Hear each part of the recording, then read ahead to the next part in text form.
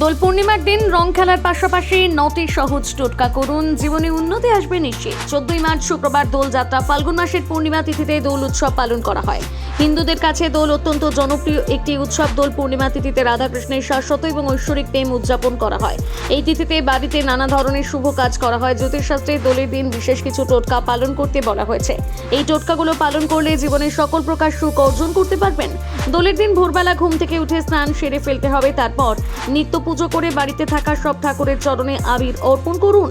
বাড়ির গোপালকে এদিন কোনো হলুদ রঙের মিষ্টি অর্পণ করুন। এছাড়া গোপালকে পায়েস ভোগ দিন। ভোগের ওপর মনে করে তুলসী পাতা দেবেন। দোলের দিন একটা পাত্রে গঙ্গা জল নিয়ে তাতে কয়েকটা তুলসী পাতা দিয়ে সারা বাড়িতে ছিটিয়ে দিন। এতে বাড়িতে পজিটিভ শক্তি ফিরে আসবে। এই দিন বাড়িতে থাকা শ্রীকৃষ্ণের চরণে 5টা তুলসী পাতায় আবির মাখিয়ে অর্পণ করুন। তারপর পুজো শেষে সেই তুলসী পাতাগুলোকে একটা লাল কাপড়ে মুড়ে টাকা রাখার জায়গায় রেখে দিন। এই দিন বাড়িতে কোনো আমিষ রান্না করবেন না, নিরামিষ খাবার খাবেন। দোলের দিন বাড়িতে কেউ এলে তাকে খালি হাতে ফেরাবেন না। দোলের দিন তেতো খাবার খাওয়া উচিত নয় বলে মনে করা হয়। দোলের দিন সকাল এবং সন্ধ্যায় ঠাকুরের সামনে ঘিয়ের প্রদীপ জ্বালান। দোলের দিন বাচ্চাদের মিষ্টি খাওয়ান। ভিডিওটি ভালো লেগে থাকলে লাইক, কমেন্ট এবং শেয়ার করতে ভুলবেন না। আর এরকমই আরো ইনফরমেটিভ ভিডিও পেতে আমাদের স্টোরি হাট চ্যানেলটিকে ফলো করুন।